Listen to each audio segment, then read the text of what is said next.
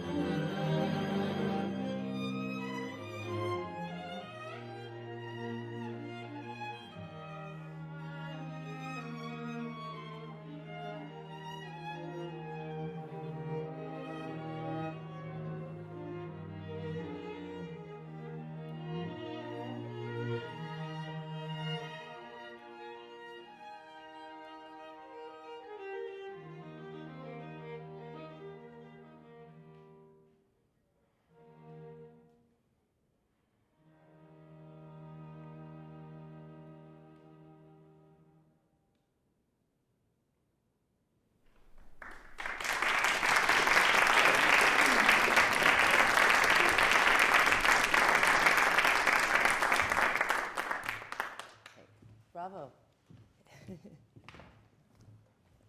I'll say something different. I'll say, wow. So nice to hear you all. Beautiful playing. You play this piece like you love it, and that's a delight for us. We might take different sides here. So one question I had for all of you, and I should just say how delighted we are to be here, my colleague Ron Copes and I, and our quartet to be able to work with this wonderful student body. This is just one example of the hard work that everyone has put in all semester. And so we're just going to add some ideas for you to consider as you go forward. The first thought I had was the chords at the beginning, right? What do you think the purpose is? What was Mendelssohn thinking? Can you? Well, this movement is actually a taka from the last movement, which is a really beautiful sort of Yes. singing melodic movement, and then this sort of just jolts the whole movement. I agree. I agree. And since you guys played it for us out of context, because we asked you to play the fourth movement, I don't know that those chords had the impact of a jolt. They seemed a little bit like yum yum, but I wonder if you can imagine having left something off very fragile and very tender, and what that might be like to just break the silence. I also think you might consider the idea that indeed those two chords are more of a jolt than tempo definition. So if you really think of not taking time with them, but just making sure you get the sound, you'll get it. You'll set the tempo with your, you know what I mean? And in fact, even with that, I felt a little bit like you were kind of holding your breath. So I didn't really quite get the sense of tempo and pulse until kind of in the second measure. If you have a little bit more, just in that one place, if you've got a little bit more profile, especially when you drop down, you know, in the, whatever, the third, fourth beat, something like that would help us just understand how fast you're going and be able to participate in your pulse a little bit more. Can we try a more impactful opening? Sure. Is there?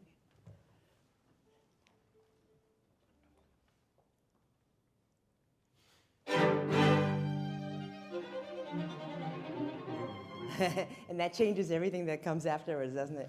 But Yeah. Yeah, because there's so much sound, you can afford to be a little bit, you know, with your eighth notes, just to be a little bit more.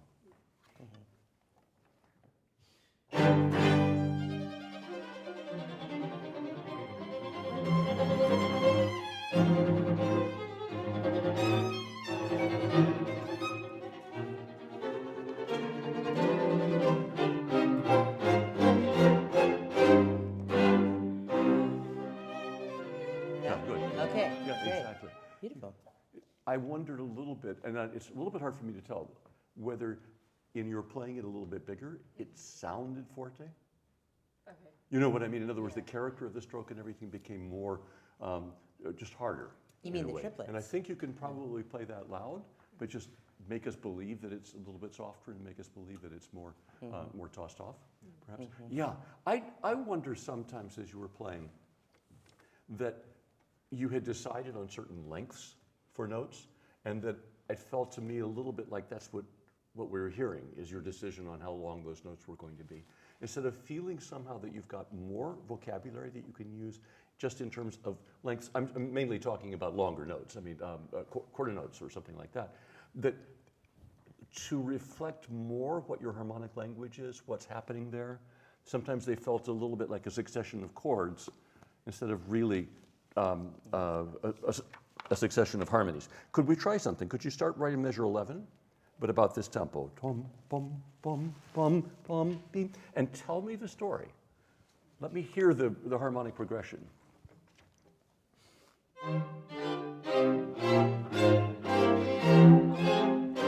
Good, good. You were making a crescendo, right? What I'd like you to do, let's do it without any kind of crescendo at all, but responding to each chord. How tense is it? How much resolution of that tension? You see what I mean? Just really tell me the story. Just as an experiment without the crescendo.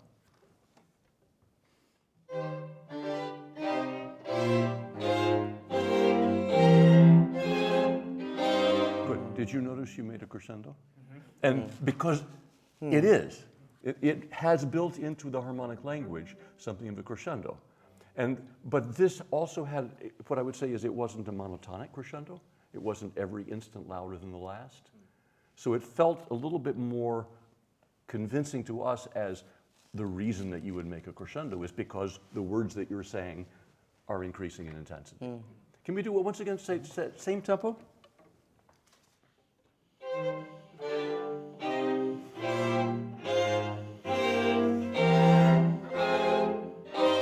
Yeah, good, even more.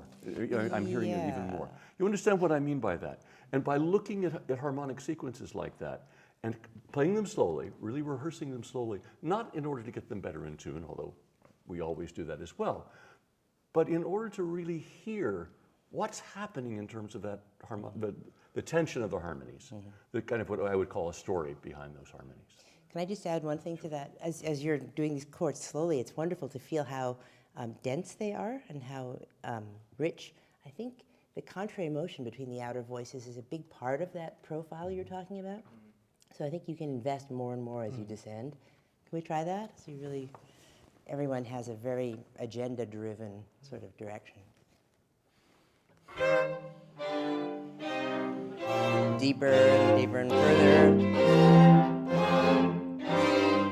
Yeah. Good. And what happens if you play that? Can you start right on it in tempo? No, not a good place. What about from measure 7?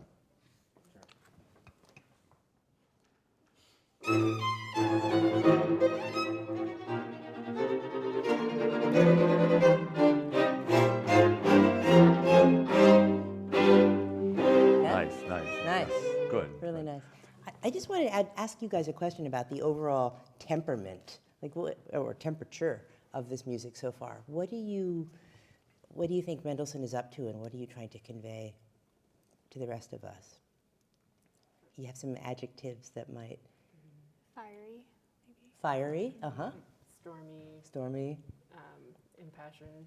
Oh, I like it. Irrational. Irrational. Well, you took the words out of my colleague's mouth, I think. How did you know? Yeah.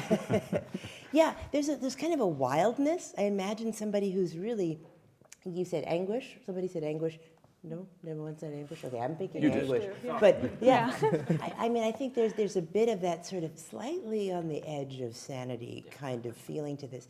And when you get to softer dynamics, you tend to cool off, and that feeling leaves. And I don't think the movement is long enough for you to do that in a way. I think that's constantly there in one form or another. I was going to ask if you could start one more time. And even on these long sustained notes, if you could feel the anxiety that's contained in those triplets and almost guide the sound through, and you guys let yourselves be led by that.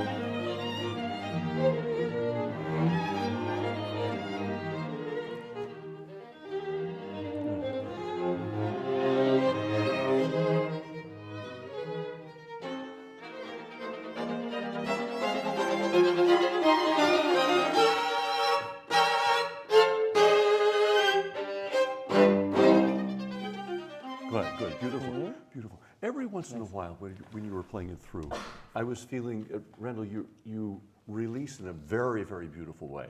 And every once in a while, I was feeling that release brought you a little bit below your colleague's sound. And I wouldn't want to ask you not to release, because there's something really quite wonderful about that. And it's almost always in kind of impassioned, big sounding places. And what I was noticing right now as I was watching you is in those places, you're using little enough bow that as you release, it can get a little swallowed. And you may experiment without really supporting it a lot with weight, with just 10% more bow, whether that wouldn't give you a kind of that would keep it from getting swallowed. Sure. Do you think that might even apply to the first main theme of this? Da-da-dee, ba-da-dum, da-dum, ba-dum, ba-da. Yeah, Yeah, this kind of exactly. scamper energy that really gets you up there. Yada-da-da-da-dum, yada-da-da-da-dum, yada-da-da-da-dum. Yeah, I yeah. felt a little bit in places like that you felt, I gotta play it absolutely in tempo. Ba-da-da-dee-da-da-dum. You know what I mean? And I'd love to hear what you really think about that interval, you know what I mean? And you have room to actually yada-da-dee-da-da-dum, to do something in terms of your pacing that really gets us to understand, hey, it's a bigger interval and it's an arrival in some ways. Yeah. Do you want to go somewhere? How about your chord build-up one more time from 11?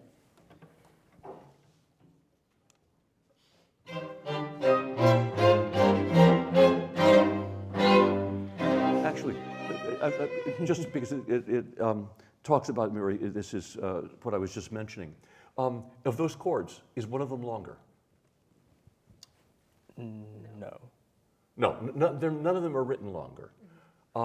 Does one of them want to be longer? Yes. Yeah, all right. Yeah. And which one? The second to last? Yes, in other words, the sforzando one. And it's not. And so what I'm hearing is because it doesn't meet our expectations, it actually feels shorter.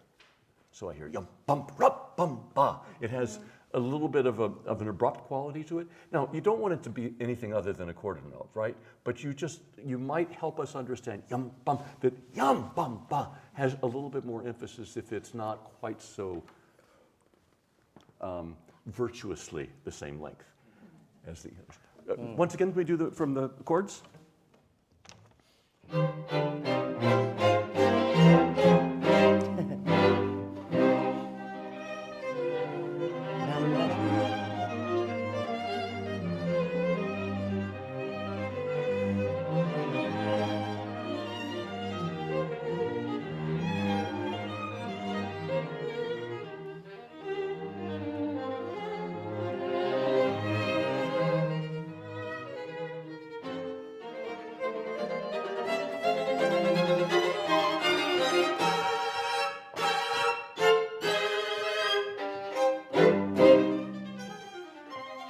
Good. Randall, there's another case. I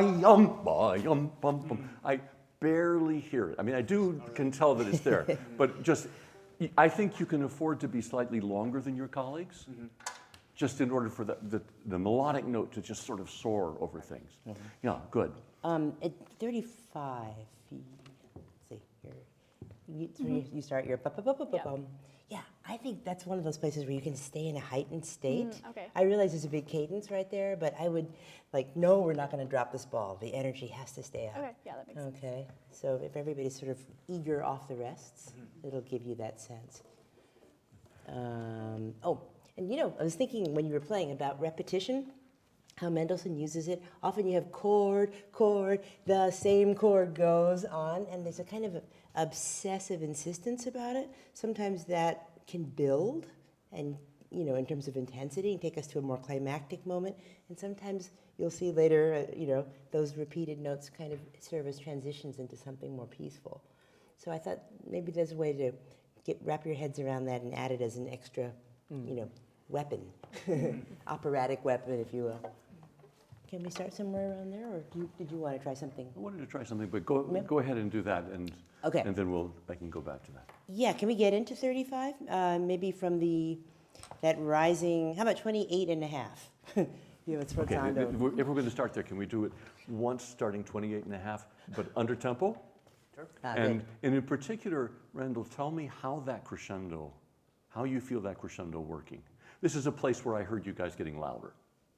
You know what I mean? I heard it got louder. And instead of convincing us somehow, again, that the meaning of those chords and your profile in particular brings the level up by itself. Once again, a little slowly from where maybe right on 28.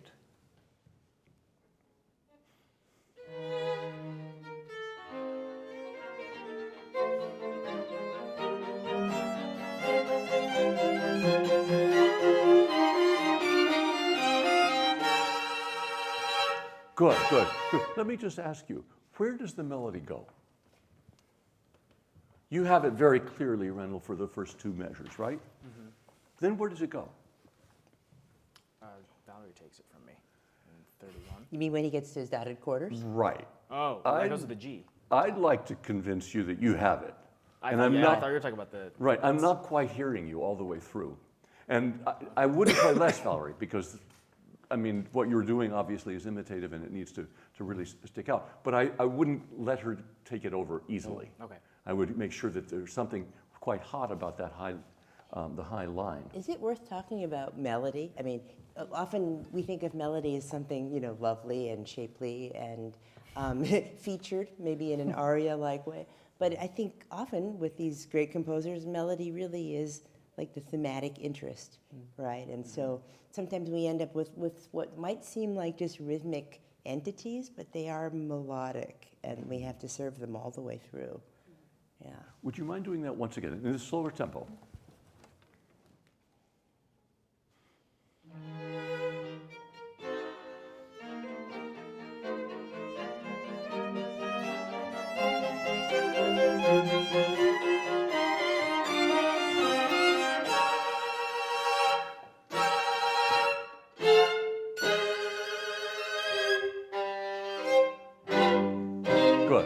Good. Ooh, nice. Nice. Yeah. Is that a good place to start? Yeah. Sure. In your tempo?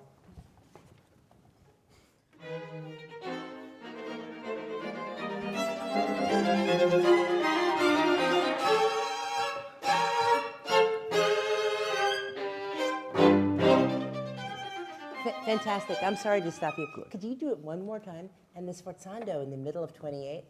I have a feeling that could serve more as a feeder, the origin of this growth of this thing. And somehow when you all play that, it's a little like a together moment, but it's not charged. I wonder if you could feel that built up energy. That's the one. Yeah, one more time. It happens a little matter-of-factly, yeah.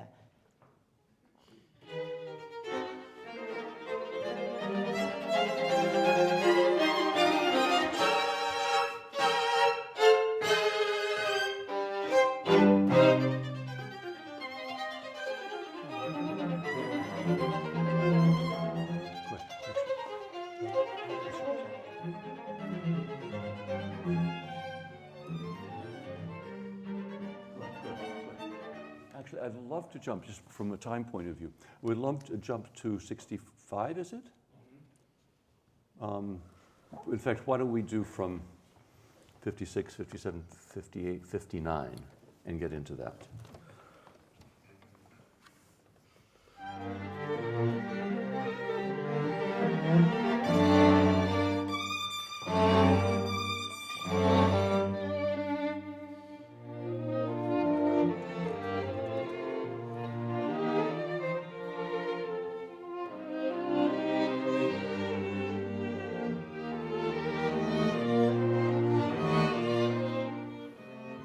Good, beautiful.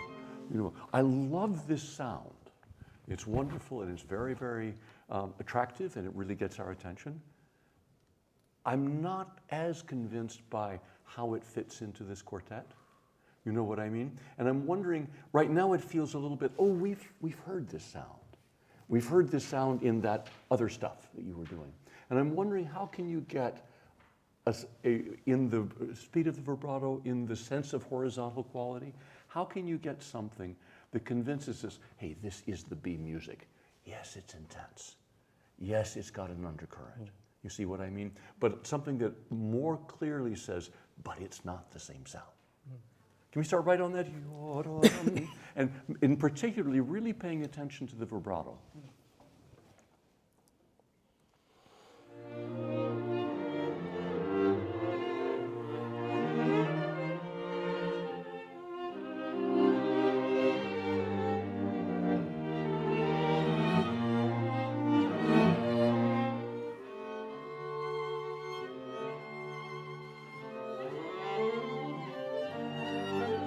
Wonderful. Sorry, guys. Just nice. Those 3 bars of ambiguity. Da-ya, da-ya. I wonder if you could just kind of not be so sure about where you're going. Again, because that's a moment where I think we can sort of entice the audience to imagine with us that we're just not so certain. Yeah. In particular, body. Yeah. So that there's something a little bit, you have time. Actually, well, you're doing that, but even you could do even a little bit more, I think. You can do it in a way that doesn't seem practiced. You know what I mean? Yeah. It's so hard to play together and then not sound like you've practiced something. All right. I wasn't really sure for this Tranquilla section. Did you want us to try something more calm or something that still had the same energy from before? Something that's more calm. Oh, okay. No, okay. something that's more different without giving up an undercurrent. What I felt was that the heat that you were getting before felt very familiar. Like we've been getting that heat in this faster music. You see what I mean? And if there's a way of creating something that the tension of it serves the same function as the vibrato heat and that kind of expressive heat was in the other music. You see what I mean? So you get something that has more of this horizontal tension, but still, in other words, it doesn't release it. It's not calmer in that sense. You know what I mean? But just calmer in the physical execution of it. And it's tricky, but I think you could work for that just to get a little, something that's a little bit more contrasting in the movement in toto. So let them try that one more time? Yeah.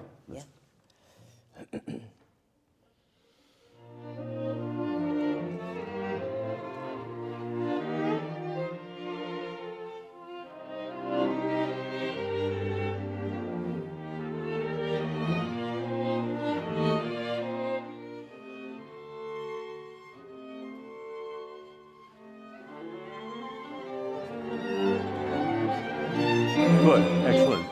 Yeah, beautiful, beautiful. Valerie, I think you can enter with a little bit more. Right now I'm hearing da da da da da da da da da da. You see what I mean? So if you feel that in a way it's one measure of crescendo, and so you enter in the middle of it in a way. Yeah, beautiful. I would explore that a little bit more. I would just say, what different kinds of voices can you get in this music, in this movement, so that it doesn't have a difficulty of its being kind of, wow, was that exciting? Oh, was that exciting? And that was exciting. You know what I mean? And so as a result, losing some of the dramatic scope of it in a way. Yeah. And sometimes I think in this music you can also dare to be a little, I don't want to say less polished, But when you have your dum ba da dum ba solo nice and smooth, dum da dum da, maybe there's a way to be a bit more jagged as you scamper, and you know, we get a sense of the struggle and how the rhythm is confining you. You know, that's all part of the drama. Yeah. So Bravo. bravo, you guys. Beautiful. Very nice.